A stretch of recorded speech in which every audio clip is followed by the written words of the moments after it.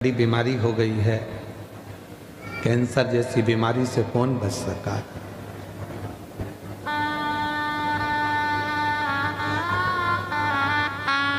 हमने कहा कौन से स्टेज की है, तो कहा 4th स्टेज।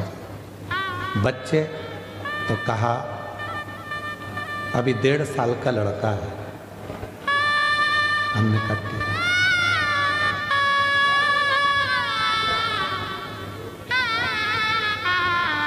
क्या चाहती हो, ये बीमारी समाप्त हो जाए।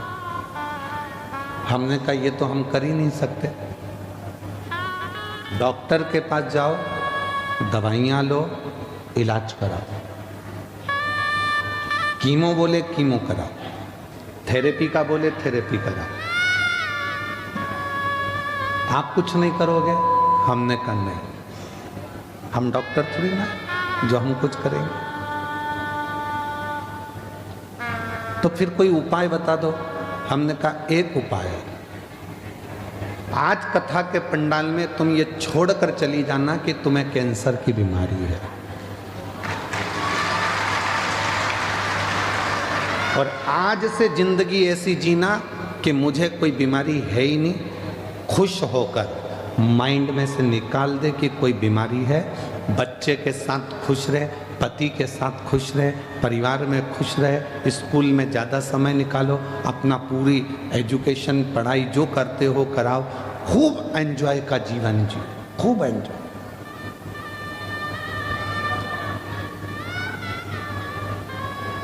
और वही बच्ची फिर हमारे एक जजमान के यहाँ कथा थी, तो वहाँ पर हम जब गए, वो कहाँ कथा थी, जयपुर में, तो अग्रवाल जी के यहाँ हमारा ठहरना हुआ था। फिर वहाँ वो मिलने, हमने पूछा क्या हुआ। 4th स्टेज का कैंसर था। कहा गुरुजी सारी रिपोर्ट नील आ गई। मैं ठीक हूँ।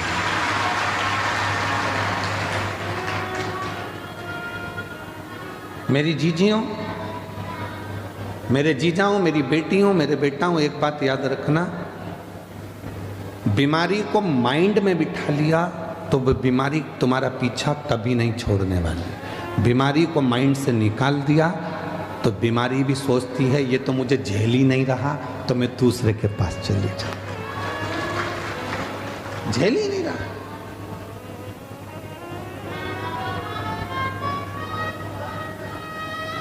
हो सकता है हमारी बात का लोगों को बुरा लग जाए, पर बोलो तो हम कह देते हैं, बोलो तो हम बोल दें। हो सकता है हमारी बात का लोगों को बुरा लग जाए, पर उसका उत्तर पूरा बड़ौदा और गुजरात देना। अगर कोई प्रश्न करे तो दे दोगे। बीमारी और गर्लफ्रेंड एक जैसी होती है।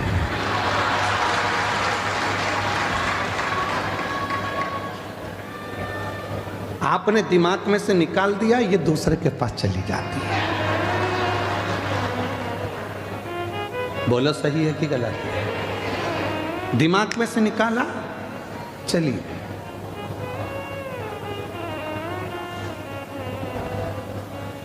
जब तक झेलते रहोगे तब तक उसके मोबाइल का बैलेंस भी तुम्हें डलवाना है, घुमाने भी तुम्हें ले जाना है, अपनी बाइक पे बिठाकर चाउमीन भी तुम्हें खिलाना है, और लोचा भी तुम्हें कराना है।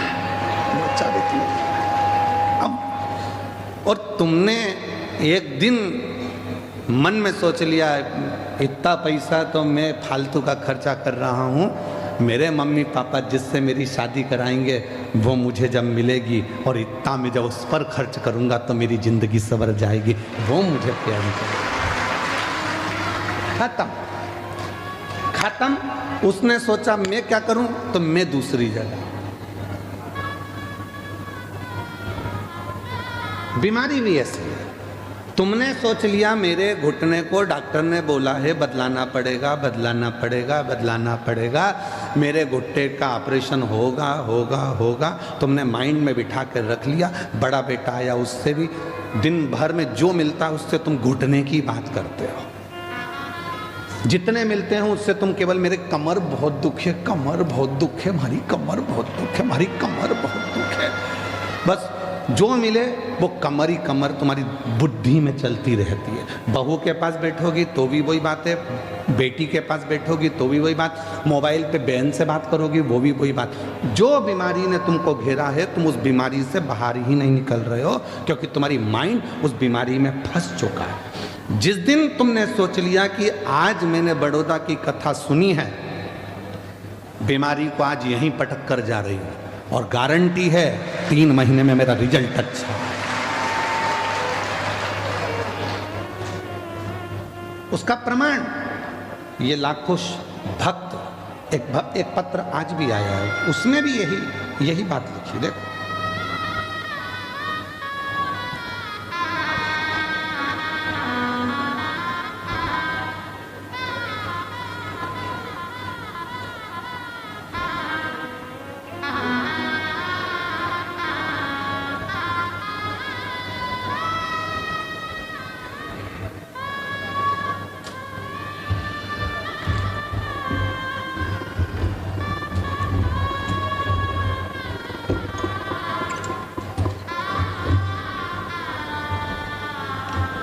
मेरा नाम सुरेखा यशवंत पाटिल है। धनलक्ष्मी पार्क, कपुराई चौकड़ी, बड़ोदरा की रहने वाली हूँ। कहीं बैठी हो तो आकर एक बेलपत्र ले जा सकते हैं। मैं क्या वर्णन करूं मेरे महादेव गुरुजी। एक लोटा जल सारी समस्या का हल। मैं आपकी हर कथा में सुना था, कंकर शंकर में शंकर है। मेरी बेटी को सूरत की कथा से पहले गर्दन के पास में बड़ी गठान हो गई थी। डॉक्टर ने चेक करने के बाद पता चला ऑपरेशन करना पड़ेगा और गठान निकालना पड़ेगी। मैंने अपनी बेटी को बोला, डॉक्टर और कुछ भी बोले तो उन्होंने कह दिया कि ये गठान ठीक नहीं है, गठान बड़ी हो चुकी है, ऑपरेशन कर कर गठान की जांच होगी और ये गठान वो वाली नहीं है, ये गठान बड़ी बीमारी को सूचित करती है। मेरी बेटी फूट फूट कर रोने लगी। मैंने अपनी बेटी से कहा कि तू शिवालय जाना चालू कर दे। सूरत की कथा में रोज जाना प्रारंभ किया। पंडाल में मिट्टी को रोज लगा लेती थी अपने गले में, निवेदन करती बाबा से।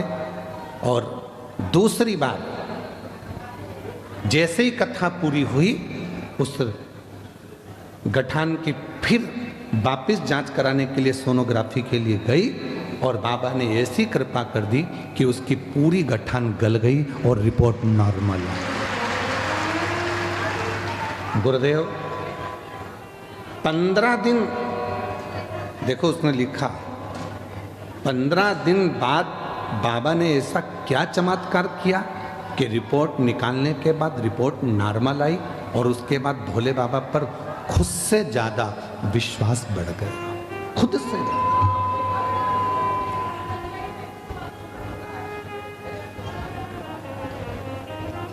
एक विश्वास, एक पत्र और है।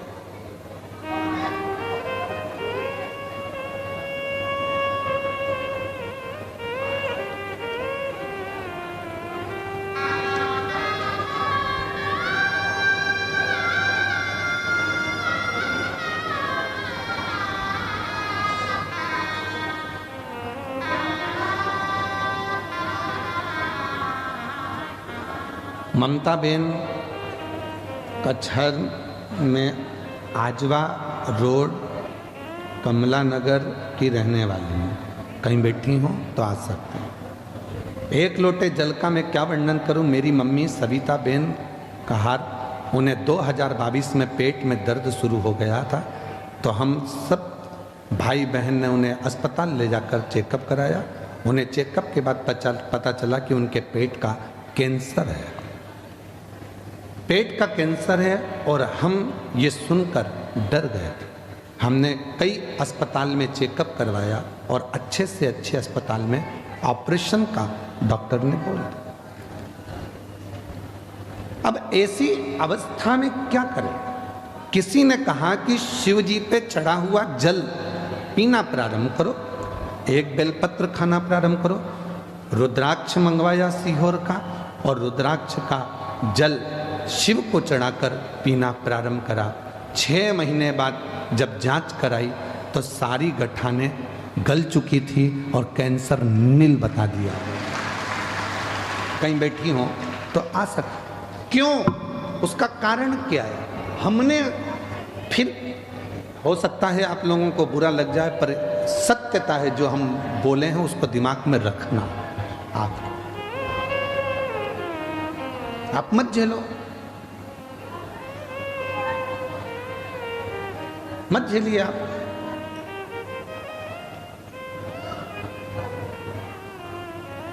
चलो जाने तो अब ये बात भी जाने तो, आप तो छोटी सी बात पे, आप कोई व्यक्ति आपको बार बार आपके पास में आ रहा है और आपने उसको झेलना बंद कर दिया तो वो दूसरी जगह चले गए।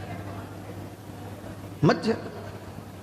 बीमारी को जब तक तुमने झेल कर रखा है, दिमाग में बना कर रखा है, वो बीमारी तुमको घेर कर रखेगी। और जिस दिन तुमने बीमारी को अपने दिल और दिमाग से निकाल दिया कि मैं एकदम ठीक हूँ, आई एम फाइन, मुझे कोई मतलब, मैं स्वस्थ। फोन कर कर बहन पूछेगी क्यों तेरे पाँव का दर्द कैसा है? तू बोल रही थी घुटने का ऑपरेशन। अरे काय का ऑपरेशन? भोलेनाथ जी को लोटा भर के जल चढ़ाती हूँ, पी जाती हूँ, बाबा ने मेरे को ठीक कर दिया। तुमने अपने मुख से कहना प्रारंभ कर दिया मैं ठीक हो गई, मैं ठीक हो गई, मैं ठीक हो गई, तो 24 घंटे में से एक क्षण के लिए सरस्वती हमारे मुख से निकलती है और तुम्हारी वाणी सिद्ध हो जाएगी और तुम ठीक हो जाओगे। और तुम दिन भर रोते रहोगे, भगवान सारा दुख तूने मुझे ही दे दिया, भगवान सारा दुख मुझे ही दे दिया। दिन भर यही बात के लिए रोगे तो भगवान भी कहेंगे और बच्चा कुचा किसी का दुख हो तो इसी को दे दो। तो कचरे का डिब्बा दिखता है तो कचरा डालने की याद आती है। बोलो बोलो, ईमानदारी से बोलो, जरा सही बोलो। जहां कचरे का डब्बा दिखेगा वहां। और तुम देखो रोड के किनारे अगर तुम किसी ऑफिस में जा रहे हो तो लोग जहां थूक देते हैं ना, तो उसको देखकर तुम्हें भी थूकने की याद आती है। बोलो बोलो, सही है कि गलत है? उसी तरह सारा दुख तुमने अपने ऊपर, भगवान तूने मुझे दुख दे दिया, भगवान सारा दुख मुझे ही दे दिया, भगवान इतनी परेशान। तो भगवान कहेंगे जब सब यहीं थूक के जा रहा है तो अपन और कचरा इतना पड़ा है तो और पटक दो, उसमें क्या दिक्कत लगी? पर तुमने उस कचरे को साफ कर दिया, थूकों को साफ कर दिया, फिर किसी की हिम्मत नहीं है कि वहां कोई कचरा डाल दे, क्योंकि वहां कचरे का डब्बा है ही नहीं, तो कचरा क्या खाते देगा? जब है ही नहीं तो फिर क्या?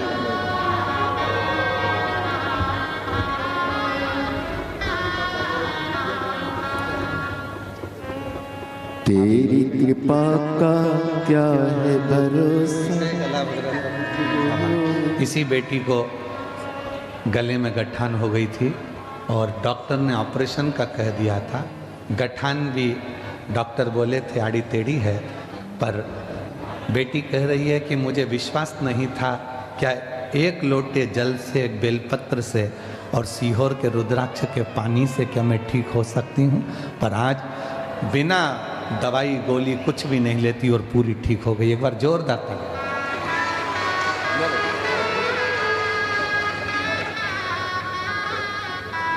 जिस पर भी हो गई तेरी कृपा करुणा, भव पार हुआ,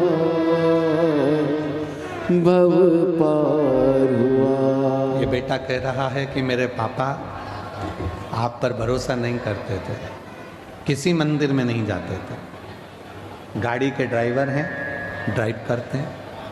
क्योंकि बेटी को इतनी तकलीफ हो गई थी तो पिता का विश्वास भी खत्म हो गया। जब पहली बार सीहोर गए बेटी को लेकर तो वहाँ बोल कर आए थे, अगर तू सच्चा है तो मैं कंकर लेकर जा रहा हूँ मेरी बेटी ठीक हो जाए, तुझे मानूंगा। बेटा बता रहा है, अब अगर सवारी को भी लेकर जाते हैं तो कथा होती है 1 बजे से 3 बजे तक या 4 बजे तक, तो उस कथा को गाड़ी को साइड लगाकर यात्री को भी सुनाते हैं और खुद भी सुनते हैं, तब गाड़ी को आगे बढ़ाते हैं। विश्वास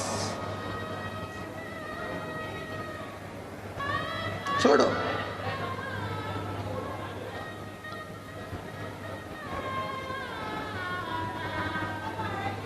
आप अपने दिल से, अपने दिमाग से ये निकाल दो कि मैं बीमार हूं। कई बेटियां कहती हैं क्या मेरी सरकारी नौकरी लगेगी? हम उनसे पूछते हैं तुम सरकारी नौकरी करोगे? हाँ। लगेगी? हाँ। कोई उपाय?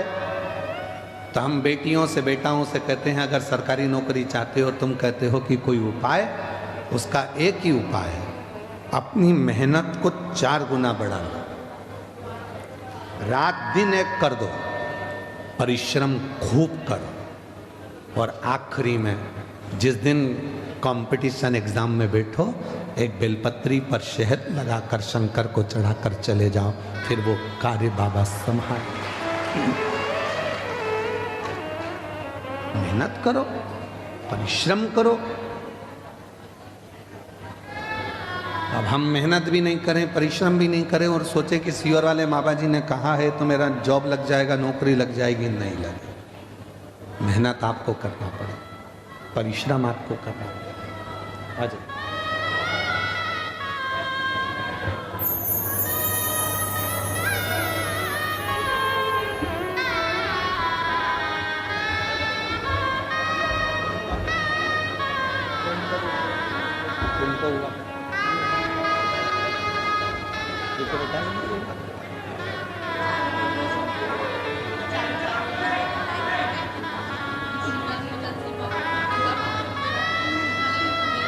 यही माँ है जिनको डॉक्टर ने कैंसर बता दिया था और चारों बेटियां माँ को लेकर सीहोर पहुंच गई। कंकर शंकर पूजन करके रुद्राक्ष लेकर आ गई। जांच भी कराती रही, दवाई भी कराती रही, जो जो डॉक्टर बोला सब कराया, और आखिरी में हिम्मत करी तो पूरी रिपोर्ट नील आ गई और सारी गठाने गल गई। रोते नहीं आप, आंसू पोछो, पहले आंसू पोछो, अच्छे खुश होकर जाओ। इतनी अच्छी आपकी बेटियां हैं, आपको संभाल ली, और क्या चाहिए? बस शिव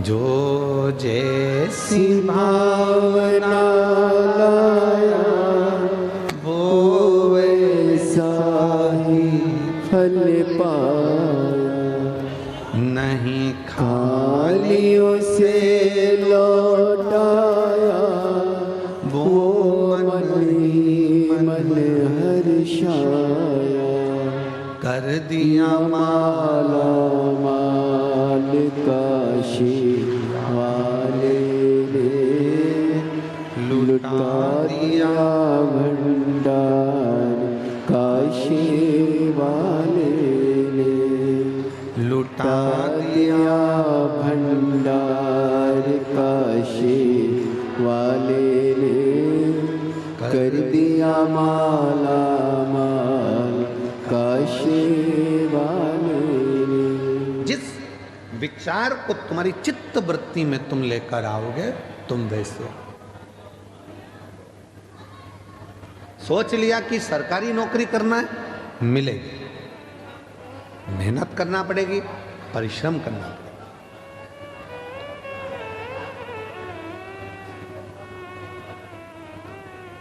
कैसे नहीं मिलेगी?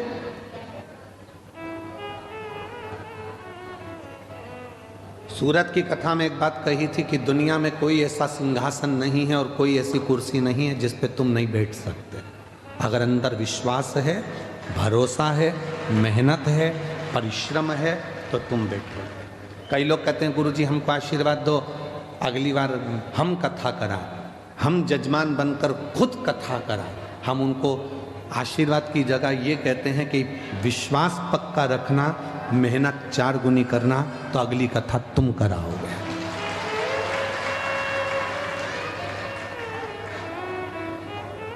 हम मेहनत ही ना करें, परिश्रम ही ना करें और सोचें कि सब कुछ मिल जाए तो नहीं मिल सकता। सीहोर वाले महाराज जी के पास में ऐसी कोई ना तो भभूति है, सीहोर वाले महाराज के पास ना कोई ऐसा टोना है, ना कोई ऐसा टोटका है कि हम तुमको दे दें और तुम्हें गड़ा हुआ सोने के हंडे मिल जाए। अगर ऐसे सोने के हंडे मिलते होते तो हम भी तुम्हारे गांव में नहीं आते। क्यों आते?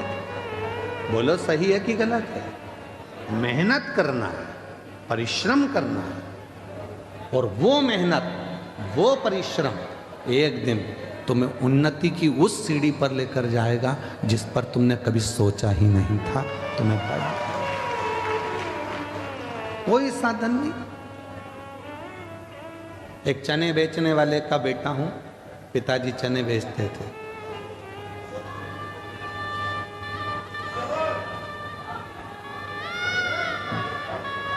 जब हमारे पिताजी चने का ठेला लगाते थे, उनकी आंख में मोतियाबिंद हो गया था। ऑपरेशन के लिए ग्वालियर लेकर गए, पैसा नहीं था। चने के ठेले को हम धकाते, बेचते, जो इकट्ठा होता वो रखते और पिताजी का ऑपरेशन कराते।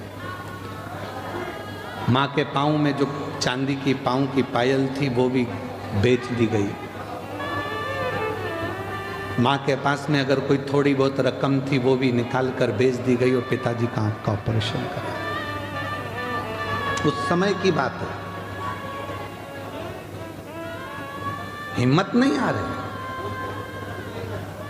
दोस्तों की किताब लेकर पढ़ाई करी, उनके कपड़े पहनकर स्कूल और कॉलेज चले गए। दूसरे का शादी का मंडप लगा था, उसी मंडप में अपनी बहन की शादी करी क्योंकि मंडप का पैसा भी नहीं था। हिम्मत नहीं हारी।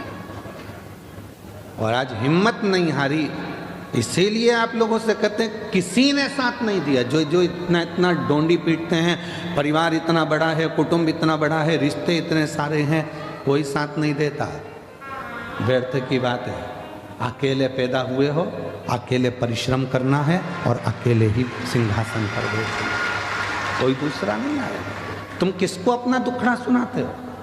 थोड़ा सा घर में तकलीफ हुई तो बहन को फ़ोन कर दिया, भांजी को फ़ोन कर दिया, बेटी को फ़ोन कर दिया, उसको फ़ोन कर दिया। नहीं नहीं, तुम्हारा दुखड़ा कोई नहीं मिटा सकता।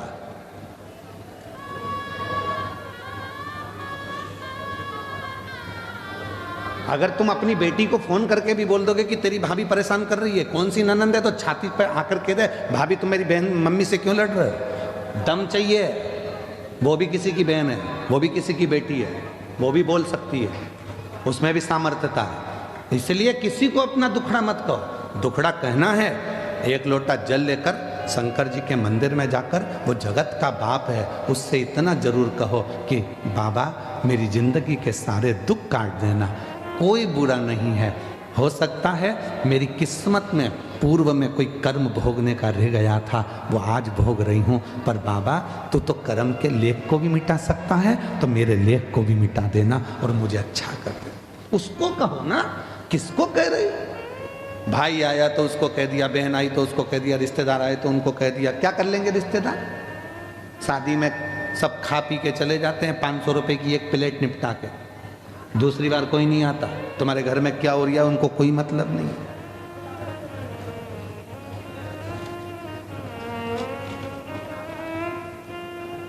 अदालत में जब तलाक का केस चलता है, कोई रिश्तेदार कर खड़ा नहीं होता। बाप खड़ा है, माँ खड़ी है, बेटा खड़ा है, बेटी खड़ी है, बस वही खड़े हैं, बाकी का कोई नहीं आता। कौन आएगा?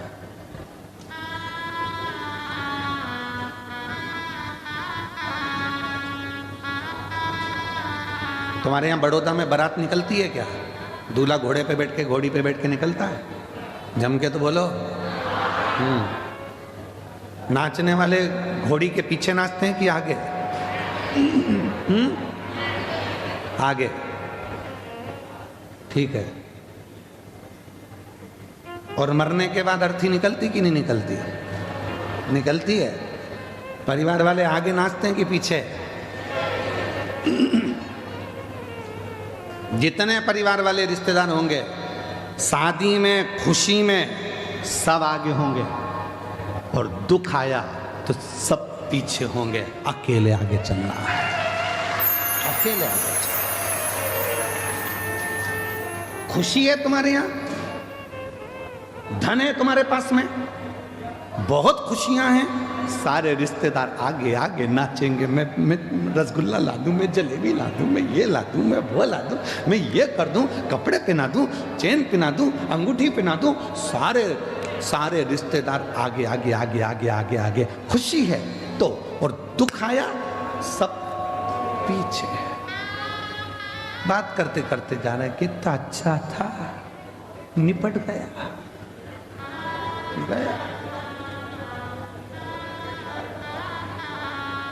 कौन आया फिर? कौन आया?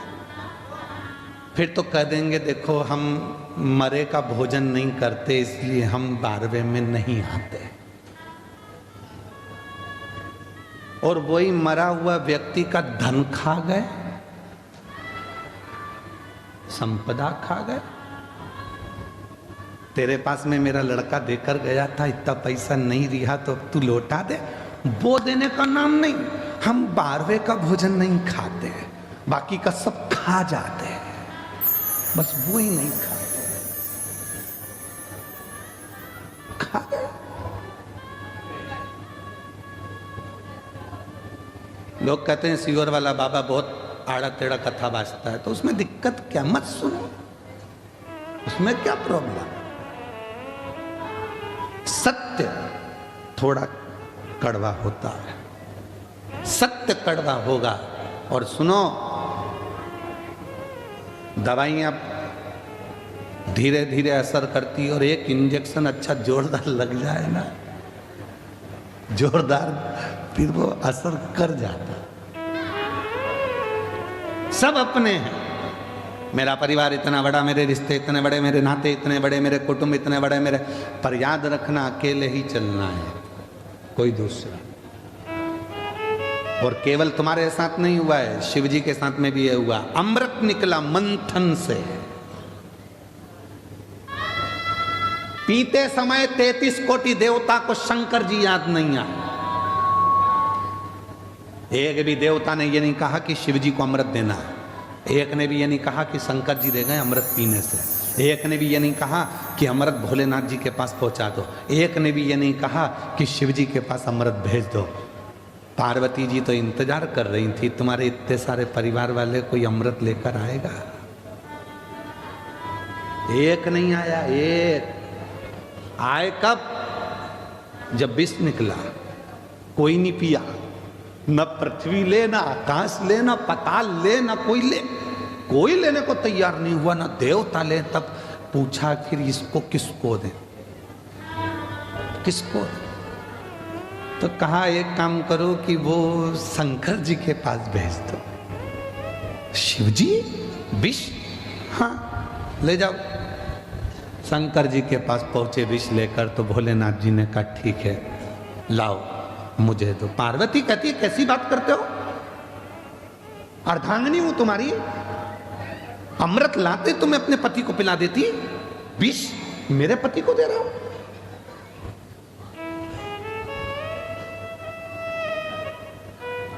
पार्वती जी सामने खड़ी हो गई, मेरा पति विष नहीं पिएगा। और सुनो स्वामी, विष मत पीना। शंकर भगवान ने अपनी पत्नी को अपने पास में बिठाया, समझाया, पार्वती तू मेरी अर्धांगिनी है। एक चतुर पति, जब परिवार के लोग धोखा करते हैं, पत्नी अंदर से कछोटती है, इतना सबके लिए करा, उसके बाद भी तुम्हारी जिंदगी में दुख ही लिखा। तब भी चतुर पति अपनी पत्नी के कंधे पर हाथ रखकर समझाता है, तुझे तेरे पति पर विश्वास नहीं है क्या? ऐसे बंगले गाड़ी अगर ले भी जाएंगे तो अपने पति पर भरोसा रखना, 4 फैक्ट्रियां और खोल दूंगा, उतना बल है अगर तेरा साथ मेरे साथ है। अगर तेरा साथ मेरे साथ है तो 4 फैक्ट्रियां, 4 दुकान और खोल दूं। बच्चों का क्या होगा तो उसकी चिंता मत कर।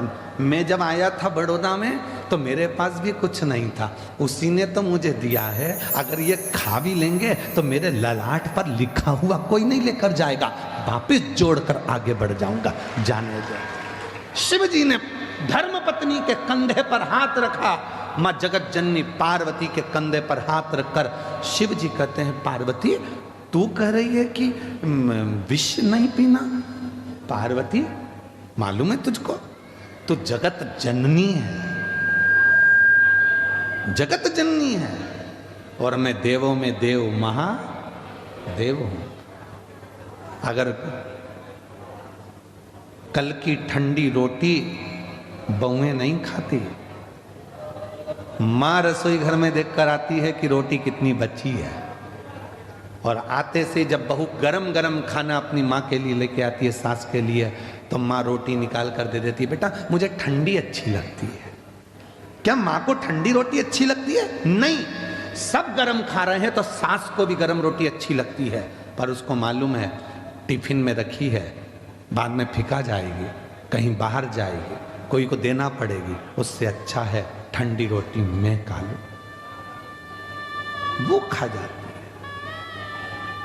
तो तू तो मां है पार्वती, तू जगत जननी है पार्वती, और तू कह रही है कि मैं विष ना पीऊं। शिव जी ने जब अपनी धर्म पत्नी को समझाया, मौन हो गई मेरी मां जगत जननी, मौन हो गई। आंख से आंसू बह रहे थे मां के। शिव जी बोलते हैं, एक बात बोलूं पार्वती? बोलो। तेरे बिना तो मैं विष भी नहीं पी सकता, तेरे बिना तो मैं विष भी नहीं पी सकता।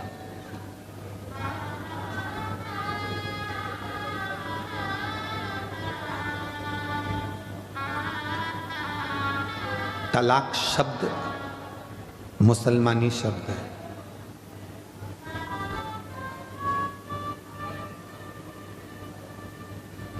मुसलमान जितने भी पति पत्नी के विच्छेद कराने वाले जो शब्द हैं, ये सब दूसरों के हैं।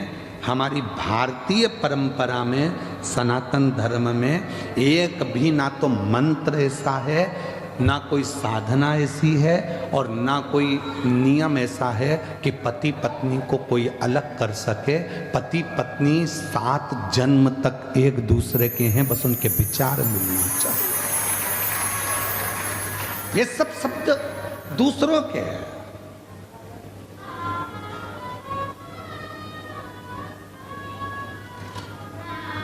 ये सारे शब्द दूसरों के।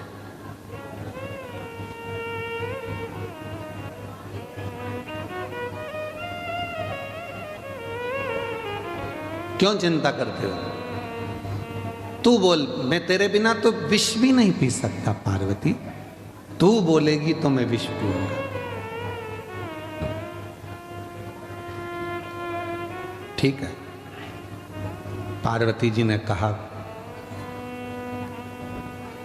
गणेश जी, कार्तिकेय, अशोक सुंदरी, जया, विषहरा, शामली बारी, दौतली देव, इन सब बच्चों को दूर कर दो, नंदी को भी दूर कर दो,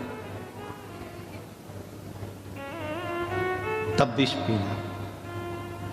इनको मालूम पड़ेगा कि हमारे पिताजी को देवताओं ने विष दे दिया था और खुद ने अमृत पी लिया था, तो इनके मन में गलत भाव आ जाए। दूर करो इनको।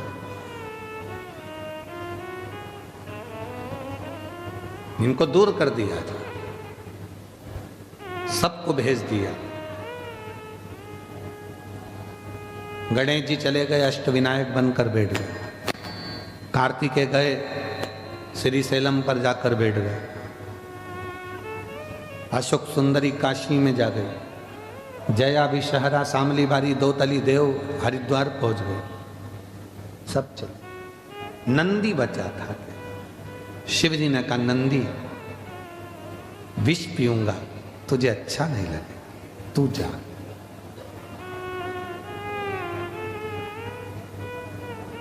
घर में कोई एक प्यार करने वाला होता है जिसको तुम्हारे धन से मतलब नहीं होता, तुम्हें देखकर जीता है, तुम्हारे चेहरे की खुशी देखकर जीता है।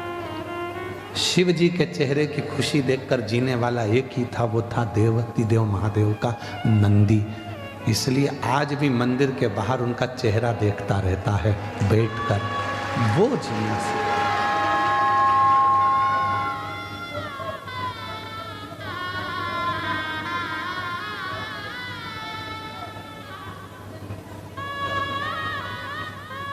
तुम्हारे चेहरे पर दुख नहीं देख सकता। परिवार में कोई एक व्यक्ति, या तो तुम्हारा मित्र, दोस्त, सखा, पुराना कोई हो, या अभी का कोई हो, या कोई ऐसा हो जो कोई परिवार में, कुटुंब में, रिश्ते में, नाते में, दोस्तों में, मित्रों में, तुम्हारे बेस्ट फ्रेंडों में, कोई तुम्हारे नौकर में, चाकर में, कोई काम करने वालों में, कोई तुम्हारी ड्राइविंग करने वालों में, कोई तुम्हारी फैक्ट्री में काम करने वालों में, तुम्हारे घर में रोज आने जाने वालों में कोई एक ऐसा होगा जो तुमको बहुत प्यार करता होगा। वो तुम्हें दुखी नहीं देख सकता।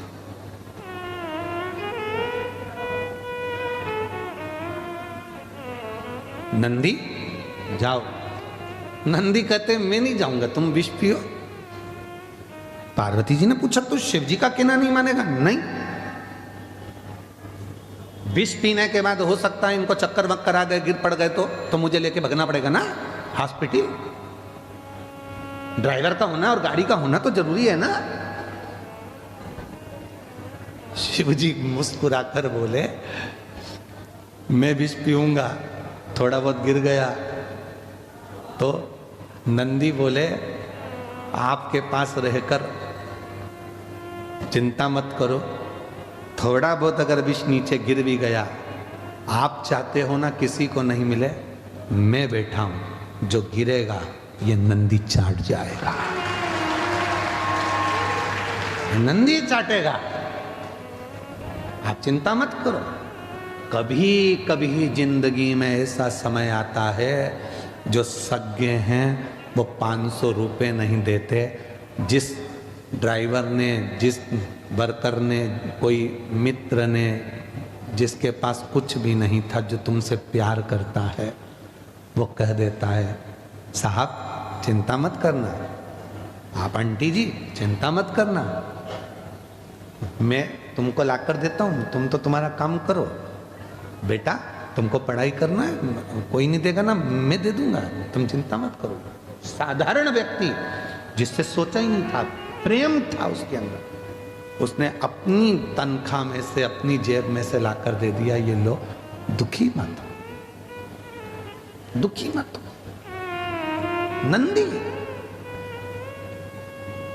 तुम विष पियो, गिरेगा, मैं चाटी।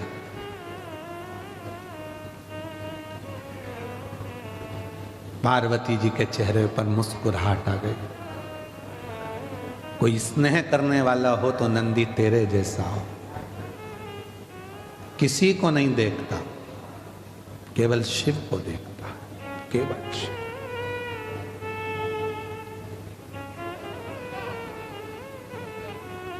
केवल शिव को, उसके सिवा किसी को नहीं।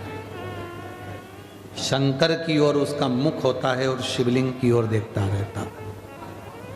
देख,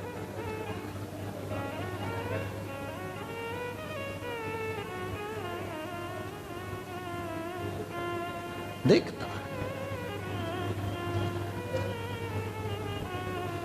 कभी जिंदगी में कोई अच्छा मित्र, कोई जीवन में अच्छा सखा एक ऐसा होता है जो तुम्हारे पीछे खड़ा होता है, पीछे।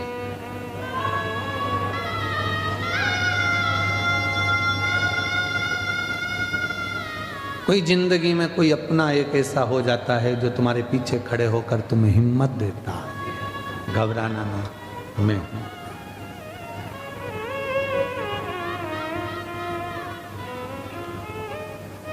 लोग धर्म पत्नी को केवल धर्म पत्नी मानते हैं और उसको सोचते हैं कि करवा चौथ आएगा तो साड़ी मंगेगी, जेवर मंगेगी, रकम मंगेगी।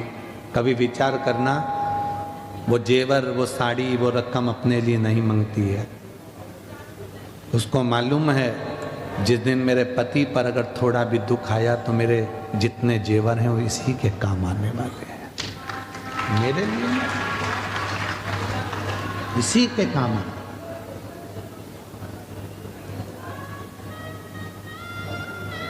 स्नेह कोई चाहने वाला अगर मिले, फिर निवेदन करूंगा, प्यार में धन नहीं होता, प्यार में पैसा नहीं होता, और प्यार चेहरा देखकर नहीं होता। प्यार तो दिल से एक दूसरे के भाव मिलना चाहिए, स्नेह मिलना चाहिए, वो प्रेम, वो वात्सल्यता।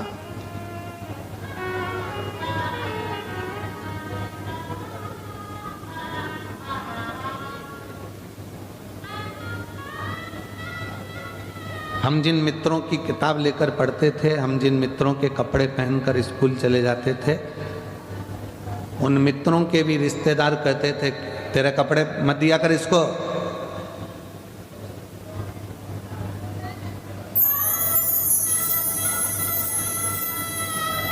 अपने कपड़े क्यों देना किसी को? उसके घर में खाने का नहीं है, तू उसके कपड़े पहनेगा तो तेरे घर में भी कुछ नहीं बचेगा।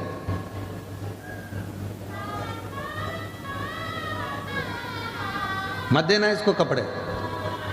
अपनी किताब क्यों देता है?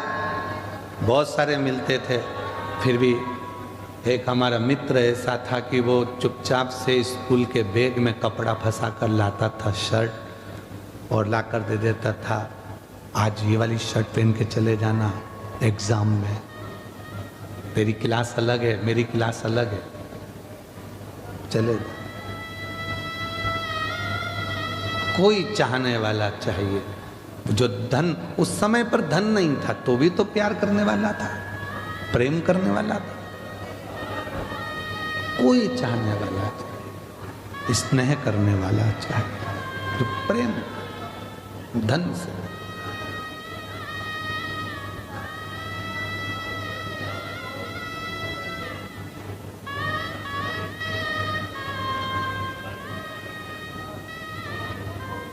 महाराज जब स्नेह पार्वती जी ने देखा शिव जी को कि शंकर भगवान विष पीने की तैयारी में है, पार्वती जी ने विचार कर लिया मेरे पति विष पिएंगे, मैं क्या करूं? आद्य शक्ति जगत जननी जगदम्बा दुर्गा भवानी जैसे ही शिव विष पी रहे थे, पार्वती जी उनके कंठ में जाकर बैठ गई। मां पार्वती कंठ के अंदर विष को नीचे उतरने ही नहीं दिया। उतरता तो मरते ना, उतरा ही नहीं। पार्वती कंठ में बैठी है, वो विष उसी गले में घूम रहा है, नीचे नहीं जा रहा।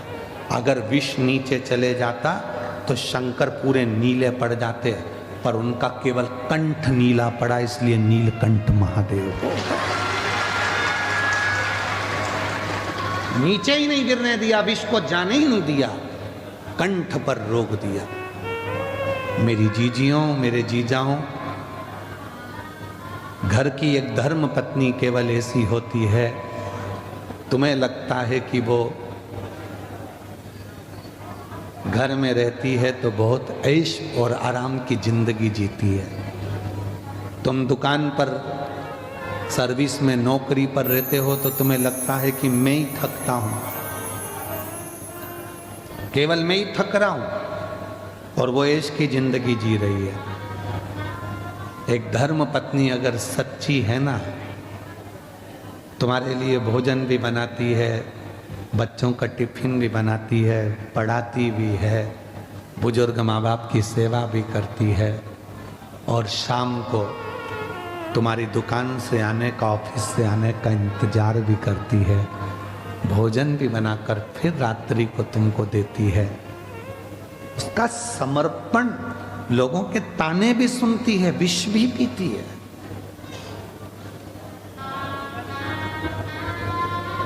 वो सच्ची धर्म पत्नी। केवल विवाह हुआ, शादी हुई, एक आध बच्चे हो गए, जरा सी बात खड़ी हो गई और उसके पीछे तलाक हो रहा है, तो समझ लेना कि तुमने अपनी जिंदगी को भी सही जिया ही नहीं।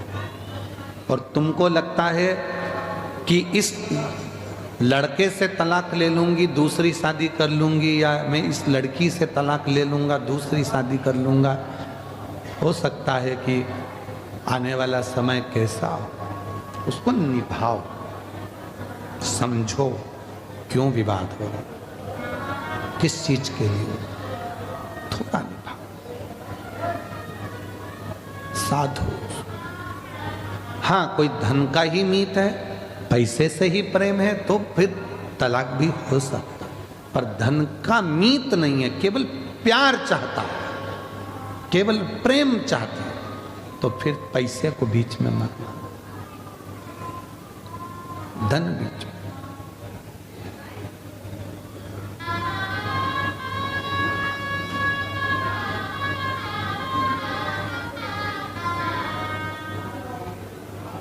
शिव से जब प्रीत बढ़ती है, प्यार बढ़ता है देवादिदेव महादेव से, तो मां जगत जननी कंठ में बैठ जाती, विष ही नीचे नहीं गिरा।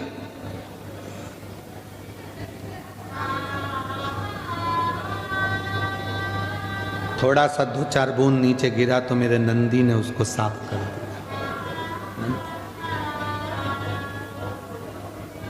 आने ही नहीं दिया नीचे विश्व। पति से ज्यादा धर्म पत्नी को विष पीना पड़ता है। ताने किसको सुनना है? धर्म पत्नी को। घर में बच्चे नहीं होते ना, बेटे से कोई नहीं कहता, सब बहू को ही कोसते हैं, बच्चे ही नहीं हो रहा है, बच्चे ही नहीं हो रहा है, बच्चे ही नहीं हो रहा है, संतान ही नहीं है। पति को कोई बांझा नहीं कहता, औरत को ही लोग बांझ कहते हैं।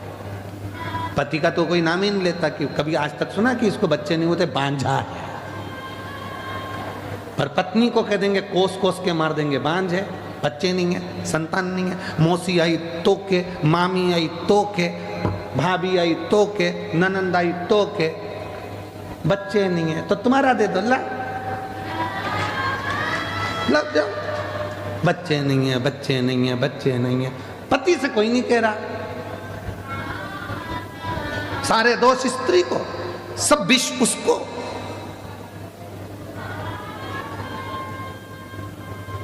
खाने में नमक नहीं डाला, इसको तो आता ही नहीं है। अरे भाई नहीं डाला कोई बात नहीं, भूल गई होगी इतने काम में। नमक की कटोरी तेरे पास में रखी है ना, डाल ले, चम्मच से हिला ले, और जितना ठूसना है ठूस ले। काय को माता बच्ची करती, नमक नहीं डाला, उसके प्राण खा रही, इसको तो बनाना ही नहीं आता, इसके बाप के घर से कुछ सीखे ही नहीं आई। आई सीख के मुंह चलाना, चलाए चलाए, अगर वो चलाएगी ना तो फिर तुम्हारा मुंह बंद हो जाएगा। इसलिए जो सीख के आई, बहुत अच्छी बेटा, कम नमक डालना चाहिए, उसको मालूम है सास ज्यादा नमक खाएगी ऊंची नीची हो जाएगी। शक्कर कम डाली कोई बात नहीं, शुगर ऊंची नीची हो जाए। अच्छा, हम आपसे पूछें बड़ौदा वालों, बताना जरा, उत्तर देना, सब समझदार बैठे हो, उत्तर दे सकते हो। पहले के समय में, दादा परदादा के समय में शुगर की बीमारी थी क्या? जम के बोलो, नहीं थी। नाथद्वारा में, श्रीनाथ जी की हवेली में, सांवरिया सेठ में, सालासर जी में, बाबा जी के यहाँ जितने मंदिर थे, तिरुपति में, चाहे जितने मंदिर होते थे, द्वारका नाथ में सबसे ज्यादा मीठा ही चढ़ता था, और चोगना मीठा। मावा 250 ग्राम तो शक्कर 2 किलो, इतना मीठा बनता था, और इतना मीठा लोग खाते थे। बोलो सही है कि गलत है? शुगर की बीमारी होती थी? नहीं होती थी। क्यों नहीं होती थी? जितना मीठा वो खाते थे उतना मीठा वो बोलते थे। आज के समय में शुगर की बीमारी क्यों हो रही है? क्योंकि लोग शुगर खा तो रहे हैं पर जीवन से निकाल नहीं रहे हैं। शुगर का लेवल बराबर करिए, मीठा खाओ, मीठा बोलो। अगर मीठा बोलते रहोगे तो शुगर बाहर निकलती रहेगी। जिसकी शुगर नहीं निकलती वो नस में घुसते घुसते घुसते घुसते शुगर की बीमारी हो जाती है। इसलिए मीठा खाओ पर मीठा बोलो तो शुगर लेवल में चलती रहेगी, शुगर का लेवल बराबर चलता है। अब वो घुस रही है नस के अंदर, अब वो बाहर नहीं निकल रही तो वो खून में भरा गई। शुगर को तो बाहर निकालो ना, थोड़ी थोड़ी शुगर बाहर निकलेगी तो वो खून में नहीं जाएगी, वो खून में जा रही है क्योंकि। और शुगर की बीमारी कैसे होती है? अंदर से कुड़ते रहो कुड़ते रहो कुड़ते रहो, शुगर बीपी सब हो जाएगा। बाहर निकालो, स्माइल प्लीज, थोड़ा मुस्कुरा लो, शुगर बीपी सब लेवल में आ जाएगा। कोई बीमारी नहीं, एकदम आई एम फाइन, मस्त। आग लगे बस्ती में, अपन रे मस्ती में।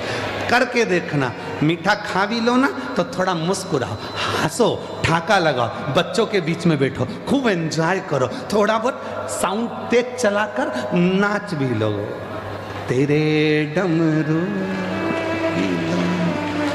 साउंड तेज करा, थोड़ा एंजॉय कर लो। रसोई घर में अगर भोजन बना रहे हो तो फुल एंजॉय के साथ खूब एंजॉय। श्री शिवाय नमस्ते।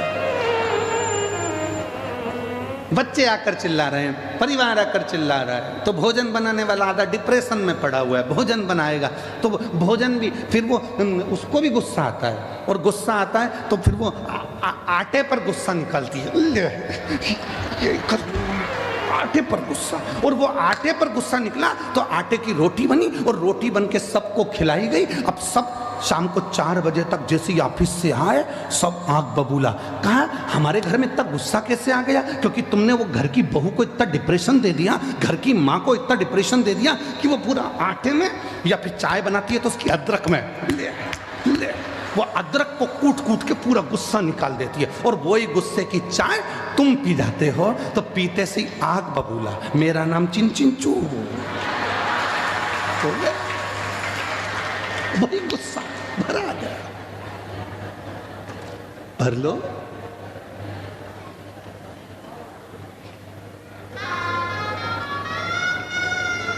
उसको सुखी रखो। तुमने अगर मेरी जीजी को सुखी रखना चालू कर दिया तो जी जाओ, तुम्हारी तो बल्ले बल्ले हो जाएगी पक्का। तुम उसको सुखी रखो, खुश रखो, ठीक है जो है, तुम अच्छी रहेगी। पार्वती मैया कंठ में बैठ गई, विष नीचे नहीं आने दिया, विष नीचे नहीं करने दिया, गिरे कैसे?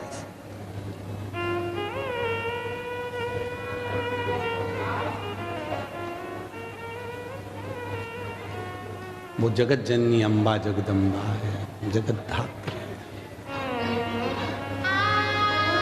और देखो भाव की शुद्धता होती है।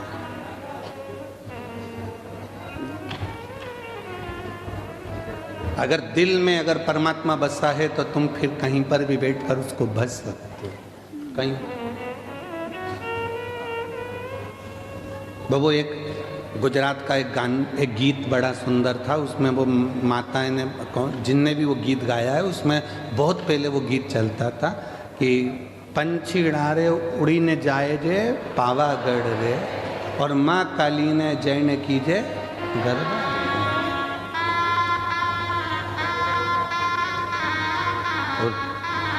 मतलब पंछीड़ा कौन? ये मन उस जगत जननी के चरणों तक।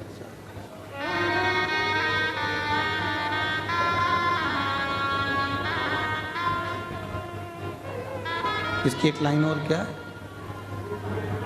जैन कीजिए गरबा के रमे। हमारा गाँव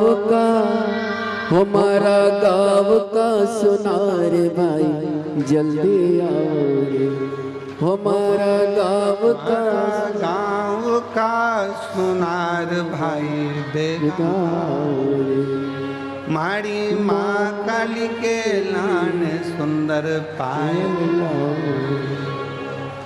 सुंदर लाओ जल्दी लाओ, बढ़िया लाओ रे, सुंदर लाओ जल्दी लाओ बढ़िया लाओ रे। हमारी माँ काली से मिलके गरबा खेलेंगे रे। माँ काली से मिलके गरबा खेलेंगे। पंचड़ा ओ पंचड़ा, पंचड़ा ओ पंचड़ा, पंचड़ा ओ पंचड़ा, दोनों हाथ पंचड़ा ओ पंचड़ा। पंचड़ा तोड़ के जाना पावागढ़ रे। पंचड़ा तोड़ के जाना पावागढ़ रे। महाकाल से मारे महाकाल से गरबा खेलेंगे। पंचड़ा हो पंचड़ा, पंचड़ा हो पंचड़ा।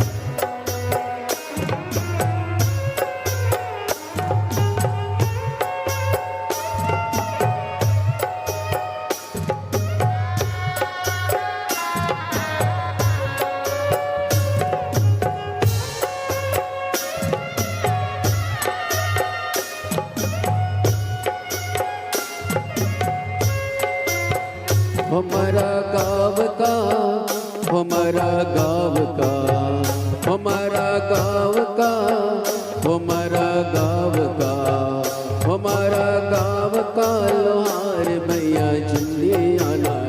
हमारा गाँव का लोहार भैया मेघाना। हमारा गाँव का लोहार भैया जल्दी आना।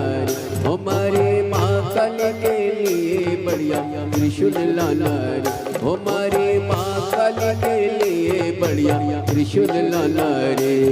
ओ बढ़िया लाना सुंदर लाना जल्दी लाना रे। बढ़िया लाना सुंदर लाना जल्दी लाना रे। महाकाली से मिलके कहना गरबा खेलेंगे। हमारी महाकाली से मिलके कहना गरबा खेलेंगे। पंचड़ा हो पंचड़ा, पंचड़ा हो पंचड़ा।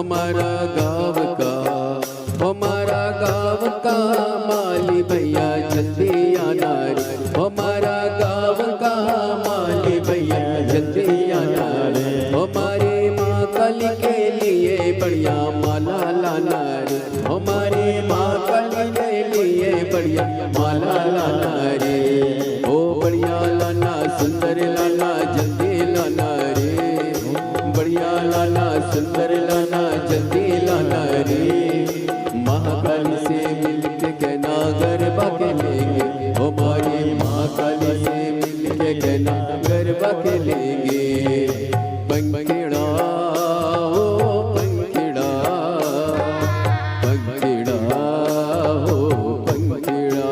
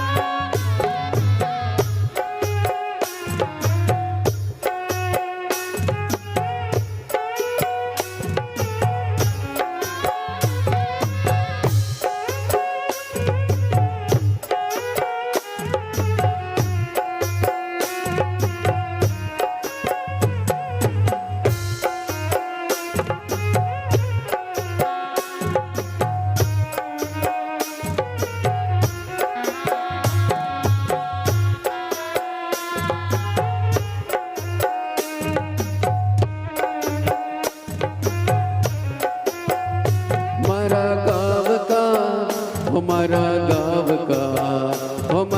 गाँव का कुमार भैया जल्दी आना रे, हमारा गाँव का कुमार भैया जल्दी आना रे, हमारे माँ काली के लिए बढ़िया कपर लाना रे, हमारी माँ काली के लिए बढ़िया कपर लाना रे, ओ बढ़िया लाना सुंदर लाना जल्दी लाना रे, बढ़िया लाना सुंदर लाना जल्दी लाना रे, महाकाली से मिलके कहना गरबा के लेंगे, हमारी महाकाली से मिलके कहना गरबा के लेंगे, पंचड़ा हो पंचड़ा, पंचड़ा हो पंचड़ा, पंचड़ा हो पंचड़ा, पंचड़ा हो पंचड़ा,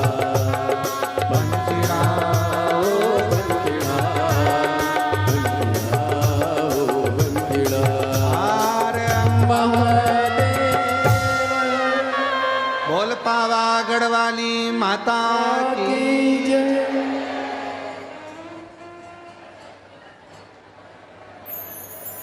विराजो, बैठ जाए सभी। बड़े भाव से कथा चल रही है 7 दिवसीय शिव पुराण बड़ौदा गुजरात में। आज विराम का दिन है। दिल से प्रार्थना करो बाबा से, जहाँ जगह मिले वहाँ बैठकर बाबा को अपने मन का भाव कहिए। ये कथा आज 22 जनवरी को विराम होगी। 27 जनवरी से 31 जनवरी तक 5 दिवसीय शिव महापुराण की कथा। सतुआ बाबा शिविर खाक चौक महावीर मार्ग पाटुन पुल नंबर 1 माघ मेले में 1 बजे से 4 बजे तक 5 दिन चलेगी। पूरे महीने भर तो आप और हम प्रयागराज की भूमि पर कल्पवास नहीं कर सके, पर 5 दिन रहकर इस पवित्र कथा का लाभ लेंगे और कल्पवास का फल पाएंगे। उसके बाद में कथा 11, 12, 13 तारीख को डबरा मध्य प्रदेश में 3 दिवसीय शिव पुराण की कथा रहेगी। डबरा, दतिया, झांसी, बीना, ग्वालियर के पास के सभी शिव भक्तों से निवेदन है, आप लोगों को मौका नहीं मिल पाता है, 3 दिवसीय शिव पुराण आपको मिल रही है डबरा में, तो 1 बजे से 4 बजे तक वहाँ भी कथा का लाभ लेकर अपने जीवन को धन्य बनाए।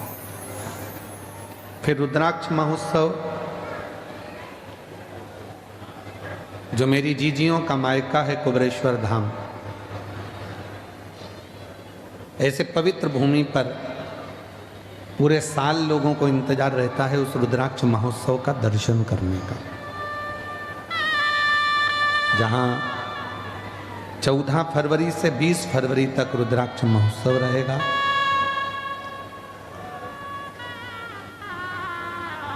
एक बजे से 4 बजे तक वहां कथा का समय रहेगा, लाभ लेंगे बाबा के रुद्राक्ष महोत्सव का। 15 फरवरी को शिवरात्रि है, तो ग्रीन शिवरात्रि के रूप में उसको मनाएं। एक वृक्ष अवश्य लगाएं, प्रेरणा दें दूसरों को कि वृक्षारोपण से हमारी प्रकृति वनस्पति हरी भरी रहे और पृथ्वी का जल स्तर बढ़े, वायुमंडल क्लीन हो, साफ हो, कोई बीमारियां जो आज लोगों को हो रही हैं उन बीमारियों से बचा जा सके। हृदय से, भाव से बाबा से विनय करें, निवेदन करें। जहां भी आप लोगों को जगह मिली है वहां बैठकर बाबा को अपने मन की बात करिए। आज जब कथा का समापन हो, आरती हो जाए, आरती होने के बाद जब अपने स्थान से उठो तो जहां बैठे हो वहीं की मिट्टी को अपने हृदय से अवश्य लगाना और बाबा को अपने मन की बात अवश्य कहें।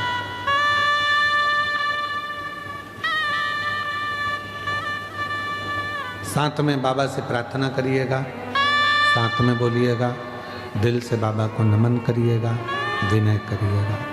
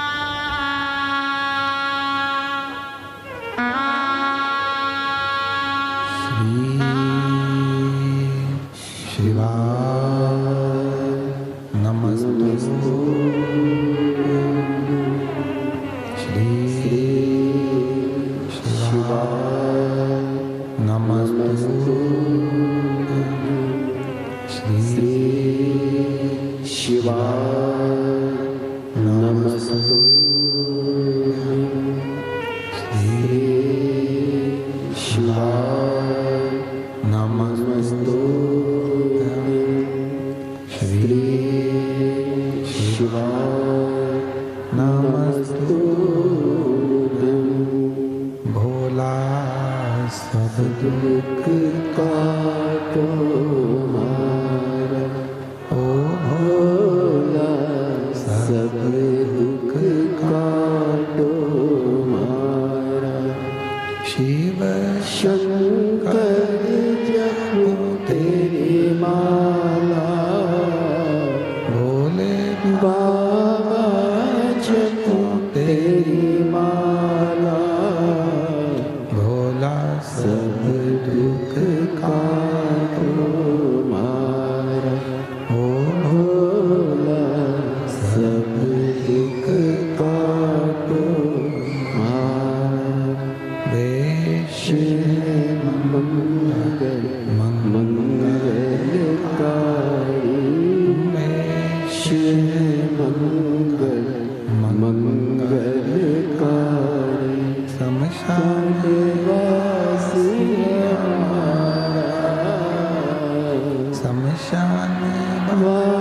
से हमारा भोला सब दुख काटो हमारा भोला सब दुख काटो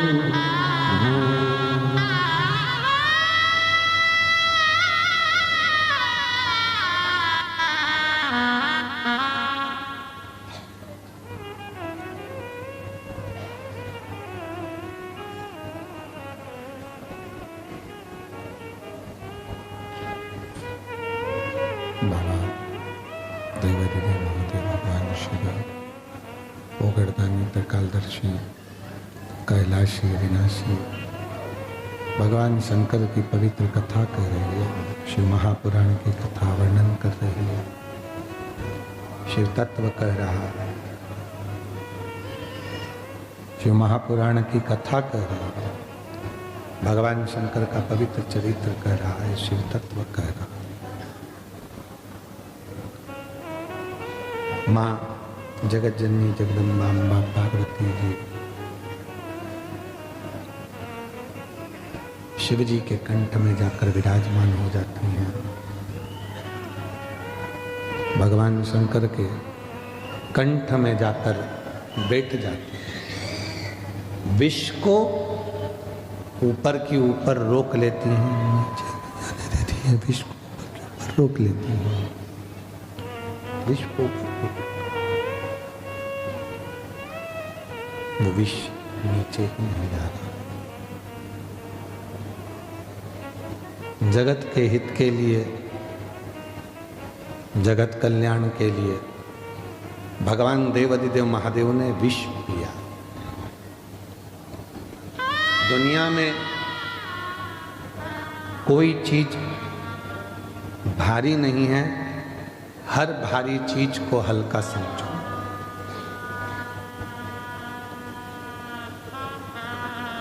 छत्रपति वीर शिवाजी का प्रसंग एक आता है।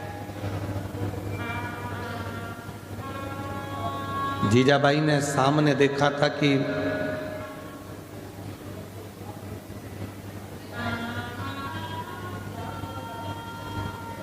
अपना ध्वज किले पर द्रोहियों ने, दुश्मनों ने लगा रखा था और जीजाबाई ने छत्रपति वीर शिवाजी से कहा था कि ये ध्वज अच्छा नहीं लगा, इस ध्वज को निकालो।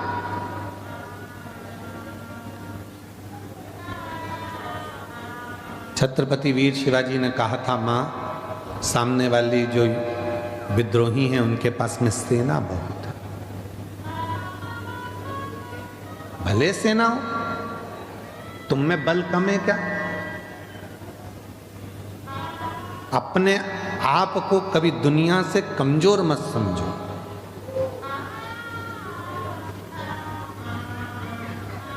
अपने आप से दुनिया से कभी कमजोर ना समझो। स्वयं को इतना प्रबल समझो कि दुनिया के सारे दुख से, दुनिया की सारी तकलीफों से मैं लड़ सकता हूं।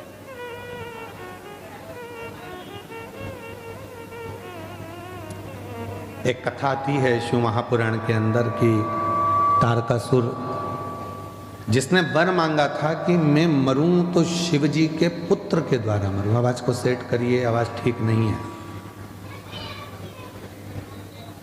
शिव जी के पुत्र के द्वारा मैं मरूं, भगवान शंकर के बेटे के द्वारा मैं मरूं। और जब षडानंद कार्तिकेय जी का जन्म हो गया, षडानंद कार्तिकेय जी प्रकट हो गए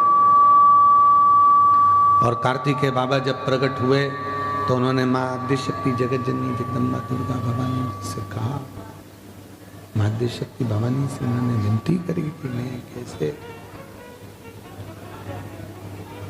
इस तारकासुर ने वर मांगा है, इस तारकासुर ने वर मांगा है कि मरूं तो शिव जी के पुत्र के द्वारा मरूं,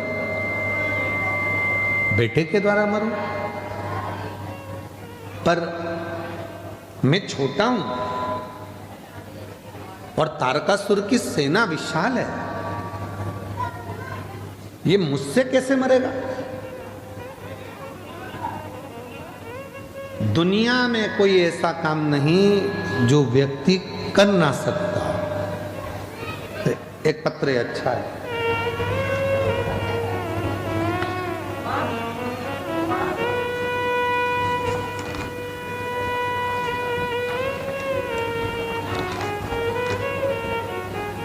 मेरा नाम वैष्णवी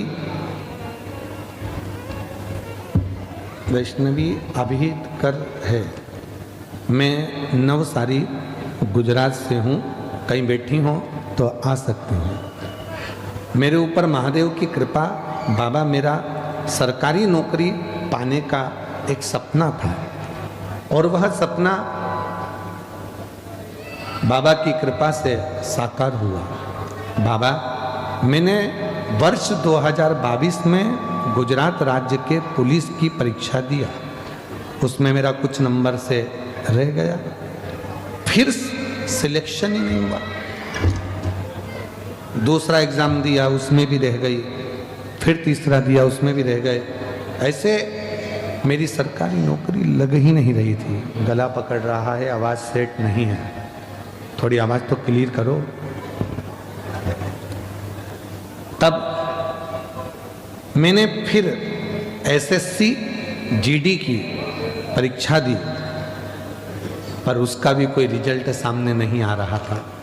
शिव जी पर भरोसा करा।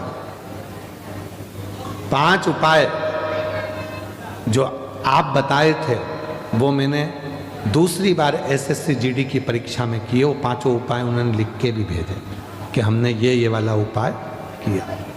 5 उपाय करे और बाबा की कृपा ऐसी हुई, हिम्मत नहीं हारी। आप कहते हो मेहनत 4 गुनी करना, परिश्रम पूरा करना, और बाबा की कृपा से आज मेरी पैरामिलिट्री फोर्स में सिलेक्शन हो गया। मैं बाबा को यहाँ धन्यवाद देने के लिए आया। एक पत्र और है।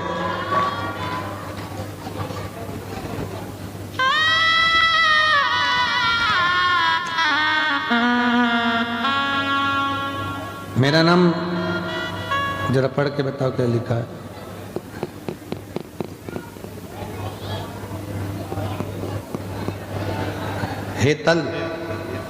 हेतक।